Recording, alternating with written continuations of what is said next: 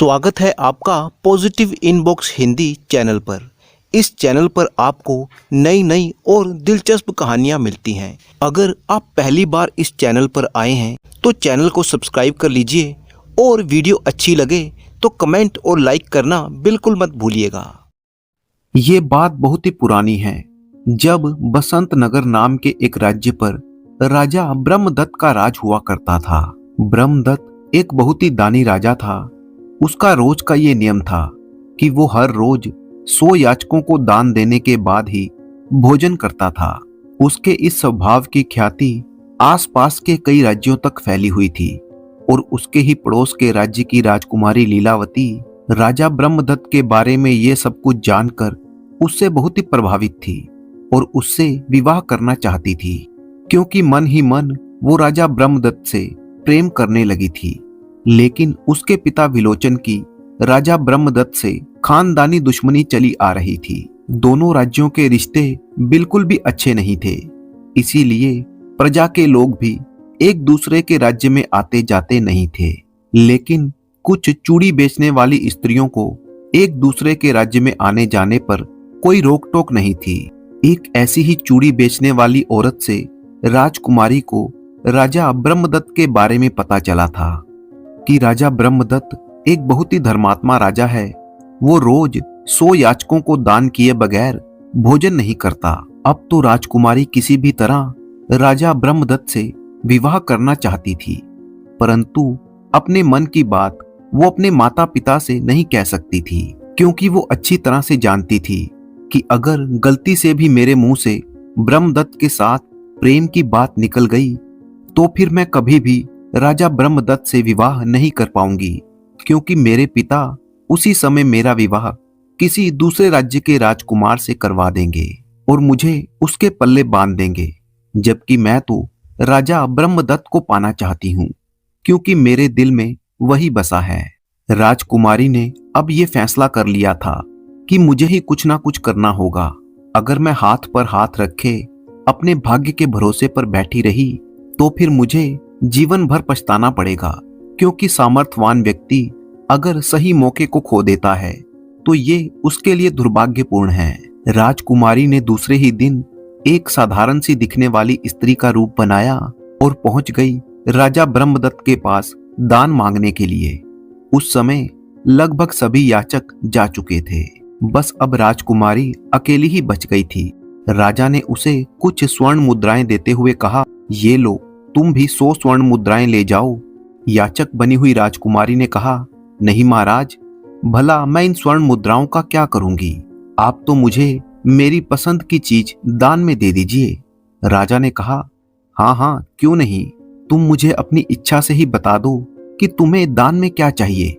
बताओ, तुम्हें इन स्वर्ण मुद्राओं के बदले में मैं क्या दे दूं? राजकुमारी बोली, महाराज, आप पहले मुझे वचन दीजिए कि मैं जो भी आपसे मांगूंगी आप मुझे वो देंगे। राजा ने कहा, इसमें वचन देने जैसी कौन सी बात है? मैं रोज 100 से ज्यादा याचकों को मुंह मांगा दान देता हूँ। मैंने कभी किसी को इनकार नहीं किया। तुम कैसी याचक हो जो मुझ पर शक कर रही हो? चलो, मैं तुम्हें वचन देता हूँ कि तुम जो भी मांगोगी मैं तुम्हें वो दूंगा।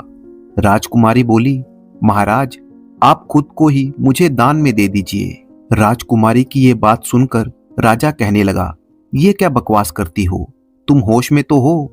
राजकुमारी बोली, महाराज, मैंने तो पहले ही आपसे कहा था कि सोच समझकर मुझे वचन दीजिएगा। मुझे तो जो भी पसंद आया मैंने आपसे वही मांगा।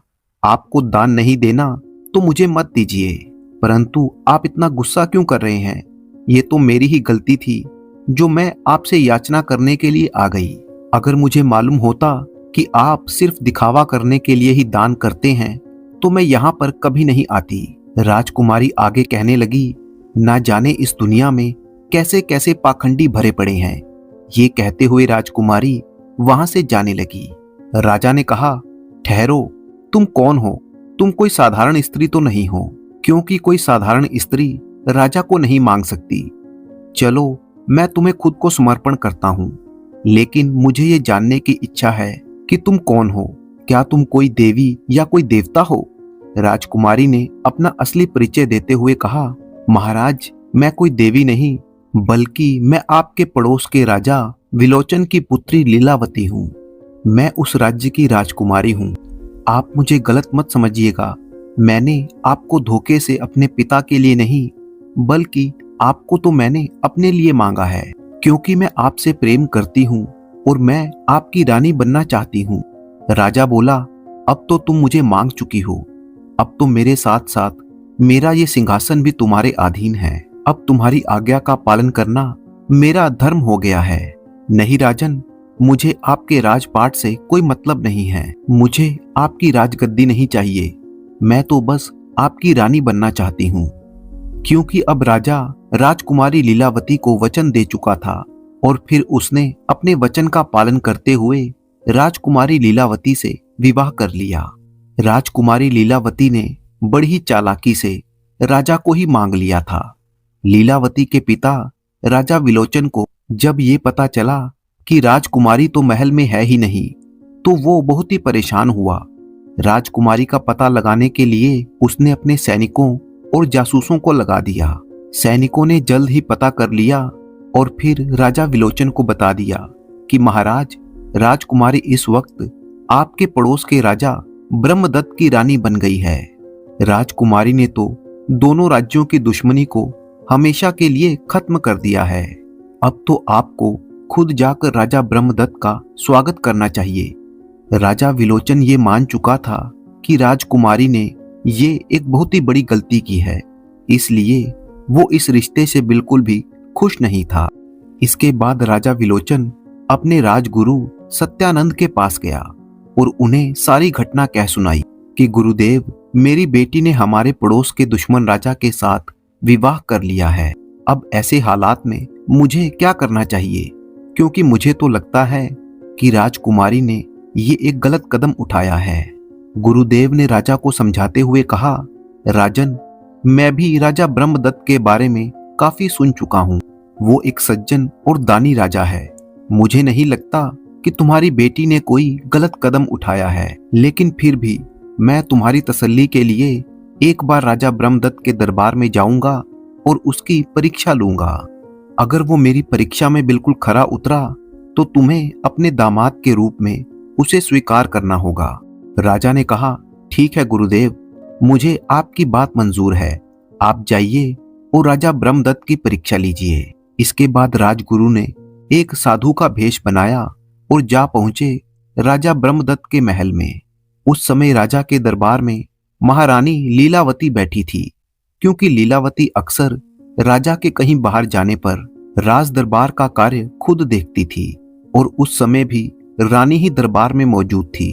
तभी साधु के रूप में राजगुरु वहां पर पधारे।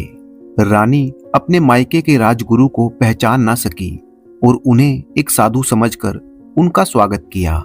रानी ने साधु महाराज के आने का कारण पूछा। साधु महाराज कहने लगे, रानी, मैं एक विशेष तरह की वस्तु मांगने के लिए तुम्हारे पास आया हूँ। रानी बोली, साधु महाराज बताइए, आपको क्या चाहिए? मैं आपको वही चीज लाकर दूंगी जो भी आप मांगोगे। आप बिना किसी संकोच के मुझसे मांग सकते हैं। महात्मा जी बोले, रानी, अब मैं आपसे क्या मांगू? मैं तो राजा ब्रह्मदत्त से याचना करने के लिए आया था। राजा तो इस वक्त है नहीं, तो फिर मैं तीसरे दिन आऊंगा। आप महाराज को बता दीजिएगा कि मुझे अपने महल से एक मुट्ठी अनमोल खजाने की भिक्षा दें और साथ ही राजा से ये भी कह दीजिएगा कि अगर उन्होंने मेरी मांग पूरी नहीं की तो मैं राजा को एक भयानक श्राप दे डालूंगा। महात्मा जी राजा से भेंट ना हो पाने के कारण बहुत ही गुस्से में थे और फिर वो वहां से चले गए। रानी महात्मा जी की बात को सुनकर बड़ी परेशान हो चुकी थी। उसने उसी समय अपने मंत्री से पूछा कि ये एक मुट्ठी अनमोल खजाना भला क्या हो सकता है? तो मंत्री ने रानी को बताया कि इसका जवाब तो मेरे पास भी नहीं है। मेरी जानकारी में तो हमारे महल में ऐसा कोई भी खजाना नहीं है जो एक मुट्ठी में आ जाए। मुझे तो लगता है कि महात्मा जी का इशारा कुछ और है। वो इशारा क्या है, बस यही पता लगाना है। महाराज आज शाम को लौट आएंगे। महाराज ही इस बारे में सही उत्तर दे पाएंगे। ये महात्मा लोग भी बड़े अजूबे होते हैं, साफ साफ नहीं बताते, सिर्फ पहेलियां ही बुझाते हैं। उन महात्मा जी को खुलकर मांग लेना चाहिए था कि उन्हें क्या चाहिए। शाम के समय जब राजा वापस आए तो महारानी ने उन्हें बताया कि महाराज, आपकी गैर हाजिरी में एक महात्मा जी आए थे जो एक मुट्ठी अनमोल खजाने की मांग करके गए हैं। वो 2 दिन के बाद फिर से आएंगे और अनमोल खजाने की मांग करेंगे। यदि आपने उन्हें अनमोल खजाना नहीं दिया तो वो हमें श्राप भी दे सकते हैं। ये सुनकर राजा ब्रह्मदत्त बड़ी ही चिंता में पड़ गया कि एक मुट्ठी खजाना, भला ये हमारे दरबार में कौन सी चीज है। राजा ने अपने दरबार के कई विद्वानों को बुलाया और उनसे सलाह ली, परंतु कोई भी विद्वान इसका सही उत्तर नहीं दे पाया। एक विद्वान ने कहा कि महात्मा जी की ये मांग बिल्कुल गलत है। हमारे दरबार में एक मुट्ठी में आ जाने वाला कोई भी खजाना मौजूद नहीं है। तो दूसरा विद्वान कहने लगा, महाराज, मुझे तो लगता है कि महात्मा जी का इशारा आपकी बहन यानी राजकुमारी पुष्पा की तरफ था। ये सुनते ही मंत्री ने बीच में टोक दिया, आप तो बेकार की बातें करते हैं। राजकुमारी ना तो मुट्ठी में आ सकती है और ना ही वो कोई खजाना है। आप बेकार की बातों को छोड़िए और उसका सही अर्थ बताइए। अगर आप लोगों में से कोई भी विद्वान इस बात का सही उत्तर नहीं दे पाया तो आप सभी विद्वानों की छुट्टी कर दी जाएगी। राजा के दरबार में विद्वानों की आवश्यकता है, मूर्खों की नहीं। मंत्री की ये बात सुनकर सभी विद्वान घबरा गए थे, क्योंकि अभी तक तो उनके दिन बड़े ही मजे से राजा को सिर्फ कहानियां सुना सुना कर ही कट रहे थे। मगर उस महात्मा ने तो उल्टा सवाल दागकर उन सब के पेट पर लात ही मार दी थी। अब वे लोग आपस में विचार विमर्श करने लगे कि क्या किया जाए। एक ने कहा कि चलो उन महात्मा जी से ही चलकर पूछ लेते हैं कि उनकी इस बात का क्या मतलब है।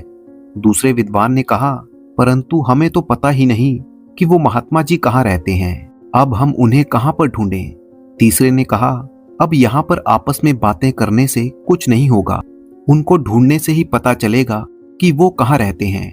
अब हमारे सुख के दिन चले गए हैं। उन महात्मा जी को ढूंढने के लिए हमें जंगलों में भटकना पड़ेगा। और फिर सभी पांचों विद्वान जंगल की तरफ निकल गए। इधर इन विद्वानों पर ना तो राजा को भरोसा था और ना ही मंत्री को, जबकि रानी तो पहले से ही जानती थी कि ये विद्वान तो सिर्फ राज दरबार में जगह घेर कर बैठे हैं और सिर्फ बैठे बैठे तनख्वाह ही पा रहे हैं।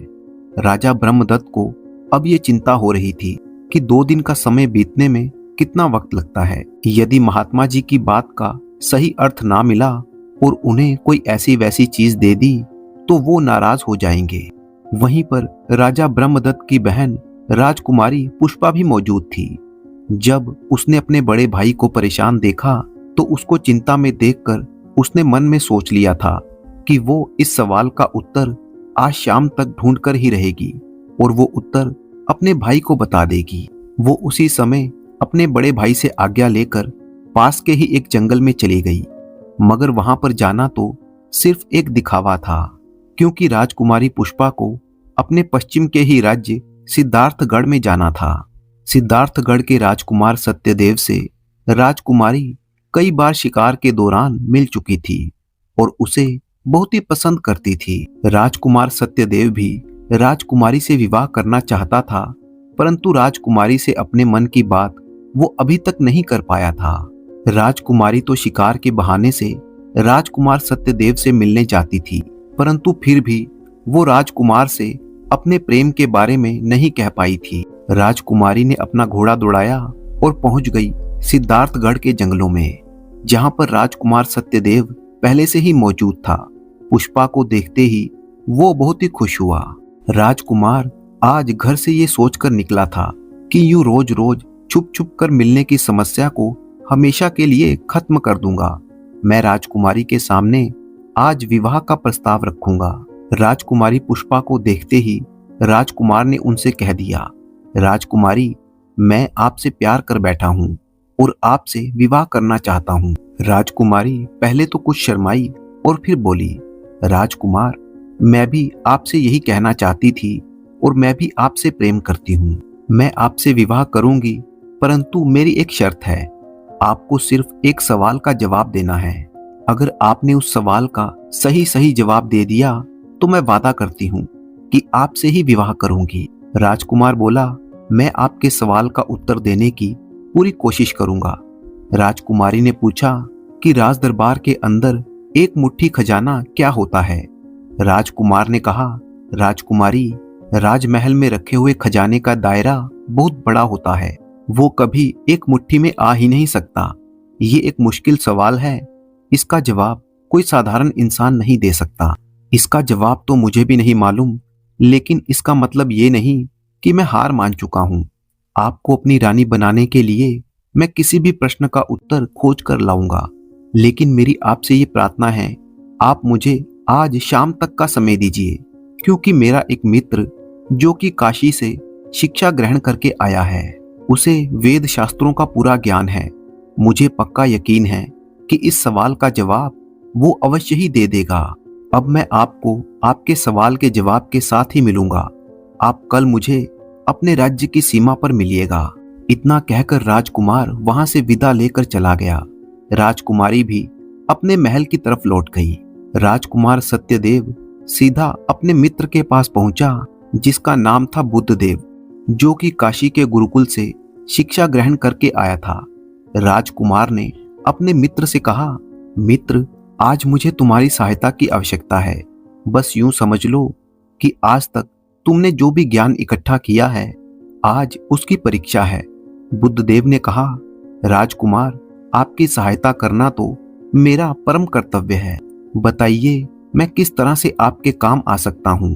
राजकुमार बोला, मित्र, बात असल में ये है कि मैं अपने पश्चिम के राज्य में स्थित राज्य की राजकुमारी पुष्पा से प्रेम करता हूँ और उनसे विवाह करने की इच्छा रखता हूँ। लेकिन राजकुमारी ने मेरे सामने एक शर्त रखी है कि मुझे उसके एक प्रश्न का उत्तर देना होगा, और प्रश्न ये है कि एक मुट्ठी अनमोल खजाना क्या है, क्योंकि वो महात्मा जी कल फिर से दरबार में आएंगे और उन्हें हर हालत में एक मुट्ठी अनमोल खजाना देना ही होगा, वरना वो राजा ब्रह्मदत्त को कोई भयानक श्राप दे देंगे। इसके बाद राजकुमार ने पूरे विस्तार से अपने मित्र बुद्धदेव को सारी बात बता दी। कुछ देर तक विचार करने के बाद बुद्धदेव के चेहरे पर एक मुस्कुराहट आ गई। वो कहने लगा, राजकुमार, मुझे आपके प्रश्न का उत्तर मिल गया है, परंतु मैं आपके प्रश्न का उत्तर यहाँ पर नहीं दे सकता। आपको मेरे साथ महल के बागीचे में चलना होगा। और फिर दोनों दोस्त महल के बाहर बने हुए शाही बागीचे में पहुंच गए, जहां पर तरह तरह के फूल खिले हुए थे। कई प्रकार के फलों के पेड़ वहां पर लगे हुए थे, जो फलों से लदे हुए थे। वहां पर पहुंचकर बुद्धदेव ने कहा, राजकुमार, जिस अनमोल खजाने के बारे में आप पूछ रहे हैं, वो खजाना हर जगह मौजूद है।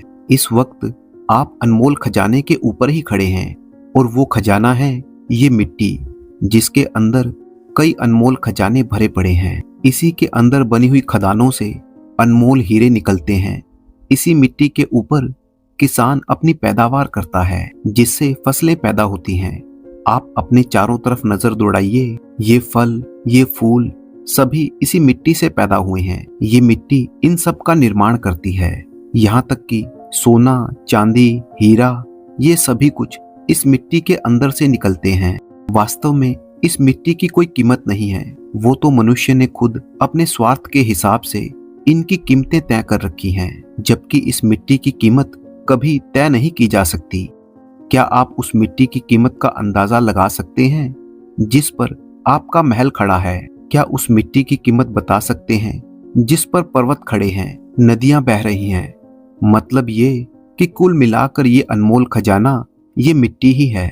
अगर आपको मेरे जवाब के बारे में जरा भी शंका है तो आप भी मुझसे और सवाल पूछ सकते हैं। मैं हर कठिन सवाल का जवाब दे सकता हूँ। राजकुमार ने कहा, नहीं मित्र, अब मुझे तुम्हारे जवाब में कोई संदेह नहीं है। मैं पूरी तरह से संतुष्ट हूँ, परंतु मैं चाहता हूँ कि तुम मेरे साथ बसंत नगर की सीमा तक चलो और वहां से राजकुमारी के साथ उसके महल में जाओ। तुम ही राजा ब्रह्मदत्त को ये सारी बातें अपने तर्कों से समझा दो। बुद्धदेव अपने मित्र की इस बात पर सहमत हो गया, और फिर कुछ ही देर के बाद वे दोनों बसंत नगर की सीमा पर थे, जहां पर राजकुमारी पुष्पा उनका इंतजार कर रही थी। इसके बाद राजकुमारी पुष्पा बुद्धदेव को लेकर राजा ब्रह्मदत्त के पास पहुंची और कहने लगी, ये हमारे पश्चिम में बसे हुए राज्य के एक बहुत ही बड़े विद्वान बुद्धदेव हैं। ये आपको एक मुट्ठी अनमोल खजाने का रहस्य समझा सकते हैं। उसके बाद बुद्धदेव ने कई तरीकों से कई तर्क देकर महाराज ब्रह्मदत्त को समझाया कि एक मुट्ठी खजाना कुछ और नहीं बल्कि एक मुट्ठी मिट्टी है। राजा बुद्धदेव के तर्कों से पूरी तरह से संतुष्ट था। जब तीसरे दिन महात्मा जी राज दरबार में पधारे, जो कि असल में राजगुरु थे, तो वो गुस्से में तमतमाए हुए थे। उन्हें लग रहा था कि राजा ब्रह्मदत्त उनके प्रश्न का उत्तर नहीं दे पाएगा। महात्मा के पधारने पर राजा ने उनका स्वागत किया और पूरे सम्मान के साथ उन्हें बैठने के लिए कहा। लेकिन महात्मा जी बोले, राजन, मैं यहाँ पर तुम्हारे साथ बैठने के लिए नहीं आया हूँ। मुझे तो जल्दी से अपने महल के खजाने में से एक मुट्ठी अनमोल खजाना दे दो। राजा ने कहा, हाँ महात्मा जी, मैंने सारा इंतजाम कर दिया है। अभी आपको आपकी मांगी हुई चीज दे देता हूँ। और फिर राजा ने महात्मा जी की झोली में एक मुट्ठी मिट्टी डाल दी। ये देखकर महात्मा जी बहुत ही खुश हुए और राजा को आशीर्वाद देते हुए वहां से चले गए। इसके बाद महात्मा के वेश में आए हुए राजगुरु सीधा राजा विलोचन के पास पहुंचे। उन्हें समझाते हुए कहने लगे, राजन, आपके कहने पर मैंने राजा ब्रह्मदत्त की परीक्षा ली और वो मेरी परीक्षा में एकदम खरे उतरे। इसीलिए अब आप मेरी मानिए तो उन्हें दामाद के रूप में स्वीकार कर लीजिए और उन्हें पूरे सम्मान के साथ अपने राज्य में आने का निमंत्रण भेजिए। राजा अपने गुरुदेव की आज्ञा को टाल नहीं सकता था।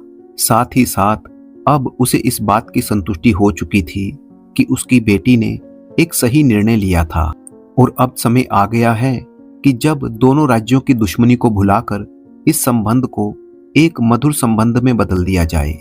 और फिर राजा ने अपने दामाद ब्रह्मदत्त को अपने राज्य में आने का न्योता भेजा। जब वे लोग वहां पर आए तो बड़ी ही धूमधाम से उनका स्वागत किया गया। अब दोनों राज्यों के बीच में दुश्मनी खत्म हो चुकी थी। इस घटना के कुछ दिनों के बाद ब्रह्मदत्त की बहन राजकुमारी पुष्पा ने लीलावती को राजकुमार सत्यदेव के बारे में बताया और ये भी बताया कि कैसे सत्यदेव की सहायता से ही उन्हें उन साधु महाराज के प्रश्न का उत्तर मिला था। और फिर सभी की सहमति से राजकुमारी पुष्पा का विवाह राजकुमार सत्यदेव के साथ कर दिया गया। कहानी शुरू होती है रामसरन नाम के एक आदमी से। रामसरन शीतलपुर गांव में खेती किसानी करके अपना जीवन बिता रहा था। उसके परिवार में उसका बेटा गिरधर और बेटी लक्ष्मी थी। रामसरन की पत्नी का देहांत हो चुका था, इसीलिए अपने दोनों बच्चों की जिम्मेदारी वह खुद ही संभालता था। लोगों ने उसे कई बार कहा कि वह दूसरी शादी कर ले, लेकिन रामसरन ने किसी की बात नहीं मानी। उसका मानना था कि सौतेली माँ आकर मेरे बच्चों के साथ अच्छा बर्ताव नहीं करेगी। खेती की जमीन के नाम पर उसके पास केवल 2 बीघा जमीन ही थी, जिस पर वो खेती करके किसी तरह से अपने परिवार का भरण पोषण करता था। रामशरण की आर्थिक स्थिति बहुत ही खराब थी, लेकिन फिर भी उसके मन में परोपकार की भावना भरी रहती। इसी कारण से उसका एक रोज का नियम था। वह गांव के बाहर बहने वाली नदी पर प्रतिदिन मछलियों को खाना खिलाता। वो अपने घर पर गेहूं के आटे में गुड़ और पानी मिलाकर उनकी गोलियां बनाता और नदी में जाकर मछलियों को डाल देता। उसका बेटा गिरधर भी हमेशा उसके साथ ही जाया करता था। रामसरन हमेशा अपने बेटे को समझाता कि बेटा, मैं कल को रहूं या ना रहूं, परंतु मेरे जाने के बाद तुम एक काम अवश्य करना, चाहे कैसी भी हालत हो, मछलियों को चारा डालना मत बंद करना। गिरधर भी अपने पिता की इस बात पर मुस्कुराकर कहता, हाँ बापू, मैं हमेशा आपकी ये बात याद रखूंगा और सारा जीवन मैं भी मछलियों को आटे और गुड़ की गोलियां खिलाऊंगा। धीरे धीरे समय बीता। गिरधर और उसकी बहन लक्ष्मी अब जवान हो चुके थे। गिरधर का पिता रामशरण अब बुढ़ापे की तरफ जा रहा था। वो दिन भी आ गया जब बुढ़ापे और बीमारी के कारण रामशरण की मृत्यु हो गई। मृत्यु के समय उसके मन में केवल यही दुख था कि वो अपने बच्चों की विवाह की जिम्मेदारी को पूरा न कर सका। जब पिता का अंतिम संस्कार हो गया, तब गिरधर को ये बात महसूस हुई कि अब पूरे घर की जिम्मेदारी उसी पर है। यहाँ तक कि बहन की शादी भी अब उसी को करवानी होगी। अब गिरधर अपने 2 बीघा खेतों पर और भी ज्यादा मेहनत से काम करने लगा। साथ ही साथ गांव वालों की सहायता से वो अपनी बहन के लिए रिश्ता भी ढूंढ रहा था। मगर समस्या ये थी कि उनके परिवार की गरीबी के कारण बहन की शादी में अड़चन आ रही थी। वर पक्ष के लोग लड़की की शादी में अच्छा खासा दान दहेज मांगते थे, परंतु गिरधर की हैसियत ऐसी ना थी कि वो दहेज की मांग को पूरा कर सके। आखिरकार जब गिरधर को कोई उपाय ना सूझा तो उसने निश्चय कर लिया कि वह अपने 2 बीघा खेत गांव के जमींदार के पास गिरवी रखकर उससे पैसा उधार लेगा, जिससे कि वह अपनी बहन की शादी कर सके और दहेज की व्यवस्था कर सके। मन में ऐसा निश्चय करके गिरधर गांव के जमींदार के पास पहुंचा और कहने लगा, जमींदार जी, मुझे धन की आवश्यकता है। जैसा कि आप जानते ही हैं, मैं अपनी बहन की शादी करना चाहता हूं और उसकी शादी के लिए मुझे धन चाहिए। मैं चाहता हूं कि आप मेरे खेत अपने पास गिरवी रखें और मुझे कुछ पैसा उधार दे दें। जमींदार कहने लगा, अरे गिरधर, तुम्हारे पास खेत है ही कितने? सिर्फ 2 बीघा, और 2 बीघा जमीन के बदले में मैं तुम्हें कितना धन दे पाऊंगा? मुझे नहीं लगता कि वो धन तुम्हारी बहन की शादी के लिए पर्याप्त होगा। गिरधर कहने लगा, ऐसा मत कहिए जमींदार जी, मैं आपके पास बहुत उम्मीद लेकर आया हूँ। मुझ पर दया कीजिए और मेरे खेतों को गिरवी रख के मुझे इतना धन तो दे ही दीजिए जिससे कि मैं अपनी बहन की शादी कर सकूं। ठीक है गिरधर, वैसे तो 2 बीघा खेत की कीमत कुछ ज्यादा नहीं बनती, लेकिन क्योंकि तुम्हारे पिता रामसरन से मेरी अच्छी जान पहचान थी, इसीलिए मैं तुम्हारे खेत को गिरवी रखकर तुम्हें 100 स्वर्ण मुद्राएं दे सकता हूँ। गिरधर कहने लगा, ठीक है जमींदार साहब, मुझे आपका ये प्रस्ताव मंजूर है। जमींदार ने 100 स्वर्ण मुद्राओं के बदले में गिरधर के खेत अपने पास गिरवी रख लिए। गिरधर स्वर्ण मुद्राओं की थैली लेकर जब घर पर पहुंचा तो उसकी बहन लक्ष्मी कहने लगी, भैया, मैंने सुना है कि आपने मेरी शादी के लिए अपने 2 बीघा जमीन जमींदार के पास गिरवी रख दी। आपने ऐसा क्यों किया भैया? अरे लक्ष्मी, तू उसकी चिंता मत कर। एक बार तेरी शादी ठीक ठाक से हो जाए, उसके बाद मैं कड़ी मेहनत करके अपने खेत वापस छुड़वा लूंगा। तू इस बात को लेकर बिल्कुल भी परेशान मत हो। इसके बाद गिरधर ने कुछ ही दिनों में एक अच्छा सा रिश्ता देखकर अपनी बहन लक्ष्मी का विवाह कर दिया। लक्ष्मी अपने घर विदा हो गई। अब गिरधर बिल्कुल अकेला रह गया था। कुछ दिनों तक तो वह उदासी के कारण घर से बाहर ही नहीं निकला। तब उसका पड़ोसी बिरजू उसके पास आया और उसे समझाते हुए कहने लगा, अरे गिरधर, आखिर कब तक तू इसी तरह से घर में पड़ा रहेगा?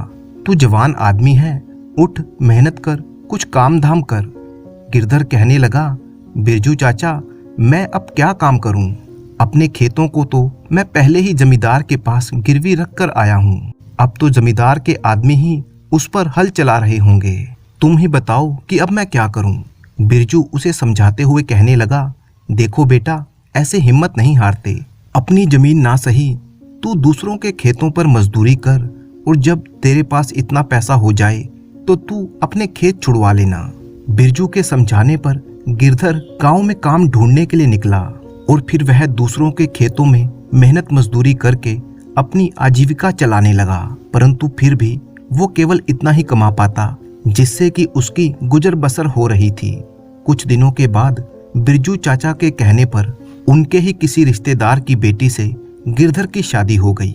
अब गिरधर के घर पर 2 प्राणी हो गए थे, एक वह और दूसरी उसकी पत्नी कुसुमलता। शादी होने पर गिरधर पहले तो बहुत ही प्रसन्न था कि अब उसका भी घर बस गया, परंतु कुछ दिनों के बाद ही कुसुमलता ने अपना असली रंग दिखाना शुरू किया। असल में वह एक बहुत ही घमंडी और झगड़ालू किस्म की लड़की थी। वह हमेशा गिरधर को उसकी गरीबी के कारण ताने मारती रहती थी कि ना जाने मेरी शादी तुम जैसे गरीब आदमी से कैसे हो गई। गिरधर बेचारा चुपचाप उसकी बातें सुन लेता, परंतु आज भी गिरधर को अपने पिता की कही हुई बात याद थी कि वह रोज आटे और गुड़ की गोलियां बनाता गांव के बाहर बहने वाली नदी में मछलियों को खिला आता। उसकी पत्नी जब गिरधर को ऐसा करते हुए देखती तो उस पर चिल्लाने लगती कि देखो तो इस आदमी को, एक तो अपने घर में खाने के लाले पड़े हुए हैं। ऊपर से ये मछलियों को चारा डालने से बाज नहीं आता। आखिर तुम्हें क्या मिलता है मछलियों को खिलाकर? परंतु गिरधर अपनी पत्नी की बात को एक कान से सुनता और दूसरे कान से निकाल देता। उसने कभी भी अपने इस नियम को नहीं तोड़ा था। एक दिन की बात है, जब गिरधर मछलियों को खिलाने के लिए आटे और गुड़ की गोलियां बनाने लगा तो उसने देखा कि घर में गुड़ नहीं था। सोचने लगा कि चलो आज सिर्फ आटे की ही गोलियां बनाई जाएं। जब उसने आटा गूंथना शुरू किया तो उसे अपने पिता की याद आई। वह अपने पुराने दिनों के बारे में सोच रहा था। पुरानी बातें सोचकर गिरधर का मन भारी हो गया। आटा गूंथते गूंथते उसकी आंखों से आंसू छलकने लगे। कुछ आंसू उसके आटे में गिर गए। गिरधर ने उस आटे की गोलियां बनाई और नदी की तरफ चल पड़ा।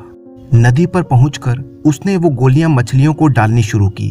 जब वह मछलियों को चारा डाल रहा था तभी उसे एक आवाज सुनाई दी कि आज चारा मीठा नहीं बल्कि नमकीन है। गिरधर ये आवाज सुनकर चौंक गया। वह अपने आसपास देखने लगा परंतु वहां पर कोई नहीं था। वो फिर से मछलियों को चारा डालने लगा। तभी फिर से उसे वही आवाज सुनाई दी कि आज चारा मीठा नहीं बल्कि नमकीन है। गिरधर की समझ में नहीं आ रहा था कि ये कौन है जो उससे बात कर रहा है। तभी उसे फिर से आवाज आई, ऐ मनुष्य, नीचे नदी में देखो। जैसे ही गिरधर ने नीचे नदी में देखा तो एक मछली पानी की सतह पर तैर रही थी और गिरधर से बात कर रही थी। गिरधर एक मछली को मनुष्य की भाषा में बोलते हुए देखकर हैरान रह गया। मछली कहने लगी, अरे भाई, तुम रोज हमें जो चारा डालते हो वो मीठा होता है, परंतु आज तुम्हारा चारा नमकीन क्यों है? गिरधर अपने आप को संभालते हुए कहने लगा, मछली रानी, बात असल में ये है कि मैं रोज तुम्हें आटे और गुड़ की गोलियां खिलाता हूँ, लेकिन आज मेरे घर पर गुड़ खत्म था। जरूर गोलियां बनाते समय मेरी आंखों से छलकते हुए आंसू इस आटे में गिर गए होंगे, इसकी वजह से ये नमकीन हो गई हैं। तब मछली कहने लगी, क्यों भाई, आखिर तुम्हें क्या परेशानी है जो तुम्हारी आंखों से आंसू बह रहे थे? तब गिरधर कहने लगा, बात यह है कि मेरे खेत जमींदार के पास गिरवी रखे हुए हैं और उनको छुड़वाने के लिए मेरे पास धन नहीं है। इसके अलावा लोगों के खेतों में काम करके भी मैं इतना धन नहीं कमा पाता कि अपने परिवार का ठीक से भरण पोषण कर सकूं। बस इसी वजह से मेरा मन दुखी था। तब मछली कहने लगी, भाई, तुम इतने समय से हमें खाना खिला रहे हो, इसीलिए मैं तुम्हारी कुछ सहायता करना चाहती हूँ। ये कहते हुए मछली वापस नदी में गोता लगाती है। कुछ ही पलों के बाद मछली फिर से नदी की सतह पर आई। अब उसके मुंह में एक मोती था। उसने वो कीमती मोती गिरधर को देते हुए कहा, भाई, तुम ये मोती रख लो, ये एक बहुत ही कीमती मोती है। अगर तुम बाजार में इसे बेचोगे तो इतना धन अवश्य ही मिल जाएगा कि तुम्हारी सारी गरीबी दूर हो जाएगी। गिरधर ने वो मोती अपने पास संभाल कर रख लिया। इसके बाद मछली वापस पानी में चली गई और गिरधर वो मोती बाजार में ले गया। सचमुच उस मोती को बेचकर उसे ढेर सारी स्वर्ण मुद्राएं मिली। स्वर्ण मुद्राओं की थैली लेकर जब गिरधर अपने घर पहुंचा, उसने अपनी पत्नी को सारी बात बताई। उसकी पत्नी बहुत ही खुश हुई और कहने लगी, चलो अच्छा हुआ, आखिर मछलियों को खिलाने का कुछ तो फायदा हुआ। अब हमारे दिन भी बदल जाएंगे। और फिर ऐसा हुआ भी। गिरधर ने उस धन से बहुत सा सामान खरीदा। अब उसके घर में किसी चीज की कोई कमी नहीं थी, परंतु इतना धन एक साथ मिलने के कारण उसकी पत्नी और भी ज्यादा घमंडी हो गई थी। वह बिना सोचे समझे महंगे से महंगे कपड़े और गहने खरीदने लगी। उसकी फिजूल खर्ची का परिणाम ये हुआ कि कुछ ही महीनों में एक बार फिर से उन्हें धन की कमी होने लगी। गिरधर अपनी पत्नी को समझाने की कोशिश करता कि इस तरह से फिजूल खर्ची ना करो, परंतु उसकी पत्नी पर इन बातों का कोई असर नहीं पड़ता।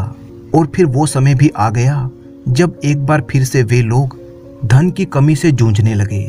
तब उसकी पत्नी कहने लगी, देखो जी, अब हमारे सारे पैसे तो खत्म हो गए, लेकिन मेरे पास एक ऐसा उपाय है जिससे हमें थैली भरकर स्वर्ण मुद्राएं नहीं बल्कि संदूक भर के स्वर्ण मुद्राएं मिल सकती हैं और फिर हमें सारा जीवन कोई काम नहीं करना पड़ेगा, ना ही धन की कोई कमी रहेगी। तुम्हें बस वही करना होगा जैसा मैं तुम्हें कहूंगी। गिरधर अपनी पत्नी की बातों को सुनकर हैरान था। आखिर ऐसा कौन सा उपाय है? तब उसकी पत्नी बोली, देखो, हमें उस बोलने वाली मछली को पकड़कर अपने नगर के राजा को बेचना होगा।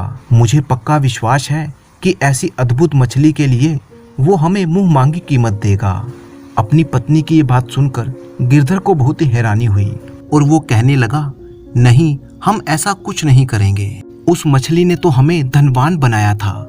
तुम्हारी मूर्खता के कारण ही हम फिर से गरीबी की हालत में आ गए और तुम चाहती हो कि मैं उस मछली को जाल में फंसाऊं, उसे मुसीबत में डाल दूं। नहीं नहीं, मैं ऐसा कभी नहीं करूंगा। परंतु उसकी पत्नी कहने लगी, देखो, अगर तुमने मेरी बात नहीं मानी तो मैं उसी नदी में कूदकर आत्महत्या कर लूंगी। ऐसा गरीबी भरा जीवन अब मुझसे नहीं सहा जाता। इस तरह से वो गिरधर को डराने और धमकाने लगी, जिसका नतीजा ये हुआ कि गिरधर ना चाहते हुए भी उस मछली को पकड़ने के लिए राजी हो गया। इसके बाद गिरधर और उसकी पत्नी मछली को पकड़ने का जाल लेकर नदी पर जा पहुंचे। गिरधर ने मछली पकड़ने का जाल डाला और भाग्य का करना ऐसा हुआ कि पहली बार में ही वो बोलने वाली मछली उनके जाल में फंस गई। दोनों पति पत्नी उस मछली को लेकर घर में आ गए। उन्होंने उसे जिंदा रखने के लिए एक कांच के बर्तन में डाल दिया। अब गिरधर की पत्नी अपनी एक सहेली के पास पहुंची, जो महल में रानी की दासी का काम करती थी। उसे बताया कि वह रानी को एक बोलने वाली मछली उपहार के रूप में देना चाहती है। वो दासी गिरधर की पत्नी कुसुम लता को लेकर रानी के पास पहुंची। कुसुम लता ने बोलने वाली मछली जब रानी को दिखाई तो कहने लगी, रानी जी, मैं आपको ये अद्भुत मछली भेंट करना चाहती हूँ। मछली को देखकर रानी कहने लगी, ये तो एक साधारण सी मछली है। आखिर इसमें ऐसी क्या खास बात है जो तुम इसे अद्भुत बता रही हो? रानी जी, ये मछली मनुष्यों की भाषा बोलती है। अच्छा, अगर ऐसी बात है तो इससे कहो कि हमें भी कुछ बोलकर दिखाए। परंतु मछली ने एक शब्द भी नहीं कहा, वो बिल्कुल चुप ही रही। तब कुसुम लता ने चालाकी से कहा, रानी जी, अच्छा, आप ऐसा कीजिए कि शाम के खाने में इस मछली को ही पका लीजिए। ये सुनते ही मछली झट से बोलने लगी, नहीं नहीं रानी जी, आप मुझे अपना भोजन मत बनाइएगा, मुझ पर दया कीजिए। जब भी आप कहेंगी मैं आपको बोलकर दिखाऊंगी। मछली को बोलता हुआ देखकर रानी बहुत ही खुश हुई और कहने लगी, सचमुच ये तो एक अनमोल मछली है और हमारे राजमहल की शोभा बढ़ाएगी। तुमने इसे हमारे पास लाकर बहुत ही अच्छा काम किया है। हम तुम्हें इसके बदले में इतना धन देंगे कि सारा जीवन तुम बैठकर खाओगी। और फिर रानी ने स्वर्ण मुद्राओं की कई थैलियां गिरधर की पत्नी कुसुम लता के घर पहुंचा दी। कुसुम लता ने उसमें से एक थैली अपनी उस सहेली को दे दी। अब तो कुसुम लता के पास धन की कोई कमी नहीं थी। पूरे राज्य में ये बात फैल चुकी थी कि महाराज के दरबार में एक ऐसी अनमोल मछली है जो मनुष्यों की भाषा बोलती है। अब कुसुम लता अपने इस काम से बहुत ही खुश थी। दूसरी तरफ गिरधर अपने इस काम के कारण खुश नहीं था। उसे लगा था कि मानो उसने मछली को जाल में फंसाकर कोई बहुत बड़ा अपराध किया है। गिरधर अपने मन पर एक बोझ महसूस कर रहा था। कई रातों तक गिरधर को इस बारे में सोच सोच कर नींद नहीं आ रही थी। एक रात जब उसकी आंख लगी तो उसने सपने में देखा कि उसके पिता की आत्मा उससे कह रही थी, बेटा गिरधर, ये तूने क्या किया? मैंने तुझे मछलियों की सेवा करने के लिए कहा था और तूने एक ऐसी मछली जिसने तेरी सहायता की, उसको पकड़कर राजा को बेच दिया। ये तूने अच्छा नहीं किया। इसके बाद गिरधर की नींद टूटी, वह जाग गया। अब उसने निश्चय कर लिया कि जो भी हो वो उस मछली को राजा के महल से निकालकर वापस नदी में जरूर छोड़ेगा और अपने इस पाप का प्रायश्चित करेगा। अब तो गिरधर दिन रात बस यही सोचता रहता कि आखिर किस तरह से वो उस मछली को राजा के महल से बाहर निकाले। और फिर मन ही मन में उसने एक योजना तैयार कर ली। अगले दिन वह अपने घर से निकला और फिर एक साधु का वेश बनाकर महाराज के सामने उपस्थित हुआ। महाराज साधु संतों का बहुत ही सत्कार करने वाले थे, तो उन्होंने गिरधर का भी बहुत सत्कार किया। इसके बाद साधु के रूप में आया हुआ गिरधर कहने लगा, राजन, मैंने सुना है कि आपके महल में एक बोलने वाली मछली है जो मनुष्यों की भाषा बोलती है। राजा कहने लगा, जी साधु बाबा, आपने बिल्कुल ठीक सुना है। वो अद्भुत मछली मेरे ही महल में है। राजन, आप मेरी बात ध्यान से सुनिए। मैं आपको एक परामर्श देना चाहता हूँ। कहिए साधु महाराज, आप क्या कहना चाहते हैं? राजन, वह बोलने वाली मछली आपके और आपके परिवार के लिए बहुत ही अशुभ है और उस मनहूस मछली की वजह से आपके परिवार पर कई तरह की मुसीबतें आ सकती हैं। मेरी मानिए तो जल्द से जल्द उस मछली को वापस नदी में छोड़ आइए जहां से उसे पकड़ा गया था। परंतु साधु बाबा, एक मछली भला हमारे लिए अशुभ कैसे हो सकती है? मुझे नहीं लगता कि मुझे उस मछली से कोई खतरा है। राजन, मेरा काम आपको सावधान करना था, सो मैंने कर दिया। आगे आप जाने और आपका काम। इतना कहकर साधु के रूप में आया हुआ गिरधर वहां से चला गया। गिरधर की बातों ने महाराज के मन में उस मछली के प्रति संदेह तो पैदा कर दिया था, परंतु ऐसी अनमोल मछली को वो खोना नहीं चाहते थे। इसीलिए उन्होंने फैसला किया कि वह मछली उनके महल में ही रहेगी। अब गिरधर ने दूसरी चाल चली। उसने राजा के महल में एक नौकर के रूप में नौकरी कर ली। वो वेश बदलकर राजा के महल में नौकर का काम करने लगा ताकि राजमहल में होने वाली सभी घटनाओं पर वो नजर रख सके। एक दिन उसने महल में काम करते हुए राजा को अपने अंगरक्षक से कहते हुए सुना कि मैं नंदन वन में शिकार खेलने के लिए जाना चाहता हूँ। कल मैं शिकार पर जाऊंगा, इसके लिए पूरी व्यवस्था कर दी जाए। नौकर के रूप में काम कर रहा गिरधर ये सारी बात जान गया। उसी रात वह उस रास्ते पर जा पहुंचा जो नंदन वन की तरफ जाता था। गिरधर ने रातों रात वहां पर एक बहुत बड़ा खड्डा बना दिया और उस खड्डे को टहनी और पत्तों से इस प्रकार ढक दिया कि देखने पर उस खड्डे का पता ना चले। अगले दिन राजा उसी रास्ते से जंगल में शिकार खेलने के लिए चल पड़ा। जैसे ही राजा का घोड़ा उस जगह पर पहुंचा तो राजा घोड़े समेत उस खड्डे में जा गिरा, जिसकी वजह से उसे काफी चोटें आई। राजा का अंगरक्षक जो उसके पीछे पीछे आ रहा था, उसने जख्मी राजा को खड्डे से बाहर निकाला और महल में ले गया। राजा की ऐसी हालत देखकर रानी बहुत ही चिंतित हुई। तुरंत राजवैद्य को बुलाकर राजा का उपचार शुरू किया गया। एक हफ्ते के इलाज के बाद राजा अब स्वस्थ हो गया था, परंतु उसे साधु के वचन याद आ रहे थे कि ये मछली उसके लिए अशुभ है। अगले दिन रानी महाराज से कहने लगी, महाराज, हम बहुत दिनों से सोच रहे थे कि हमें अपनी कुल देवी के दर्शन के लिए जाना चाहिए। यदि आपकी आज्ञा हो तो क्या हम कुल देवी के मंदिर चलें? राजा ने कहा, अवश्य रानी, हम कल ही कुल देवी के मंदिर दर्शन के लिए चलेंगे। नौकर के रूप में महल में काम कर रहे गिरधर ने राजा रानी की ये सारी बातें सुन ली। अगले दिन जब राजा रानी कुल देवी के मंदिर में दर्शन के लिए गए, जब वे दर्शन करने के बाद वापस लौट रहे थे तो मंदिर की सीढ़ियों पर अचानक रानी का पैर फिसल गया। वह लड़खड़ाती हुई नीचे आ गिरी, जिसकी वजह से रानी को काफी चोटें भी आई। तुरंत ही रानी को महल में ले जाकर राजवैद्य के द्वारा उसका उपचार किया गया। असल में ये सारा किया धरा गिरधर का था। उसने ही मंदिर की सीढ़ियों पर तेल गिरा दिया था, जिस पर रानी का पैर फिसल गया। इस घटना के बाद तो राजा के मन में ये बात घर कर गई कि हो ना हो ये सभी दुर्घटनाएं इस मनहूस मछली की वजह से हो रही हैं। उन साधु बाबा की कही हुई बातें बिल्कुल ठीक थी। ये मछली मेरे परिवार के लिए बहुत ही अशुभ है। राजा ने तुरंत सैनिकों को आदेश दिया कि इस मछली को उठाकर नदी में फेंक दिया जाए, जहां से इसे लाया गया था। सैनिकों ने आदेश का पालन किया और मछली को उसी नदी में फेंक दिया गया। अब मछली राजा के महल से निकलकर आजाद हो चुकी थी। गिरधर भी अब खुश था कि उसकी योजना अपना काम कर गई। वह मछली को राजा के महल से निकालने में सफल रहा। अगले दिन वह आटे और गुड़ की गोलियां बनाकर नदी में मछलियों को खिला रहा था, तो तभी वही बोलने वाली मछली एक बार फिर से सतह पर आई और गिरधर से कहने लगी, गिरधर, मैं जानती हूँ कि तुमने ही मुझे राजा के महल से आजाद करवाया है, परंतु मैं ये कभी नहीं भूल सकती कि तुम ही वो आदमी हो जिसके कारण मुझे राजा के यहाँ पर कैद में रहना पड़ा था। इसीलिए आज के बाद मैं तुम्हें फिर कभी नहीं मिलूंगी। इतना कहकर वो मछली नदी के अंदर कहीं गायब हो गई। गिरधर को इस बात का दुख था कि वह मछली उसे फिर कभी नहीं मिलेगी, परंतु उसे इस बात की खुशी भी थी कि उसने मछली को राजा की कैद से आजाद करवा दिया। अब उसने निश्चय कर लिया कि वह आज के बाद कभी भी ऐसा घृणित कार्य नहीं करेगा। तो दोस्तों, कहानी अगर आपको अच्छी लगी हो तो इस वीडियो को लाइक कीजिए, अपने अच्छे अच्छे कमेंट करना बिल्कुल मत भूलिएगा और इसी तरह की दिलचस्प कहानियाँ देखने के लिए आप चैनल को सब्सक्राइब कर लीजिए।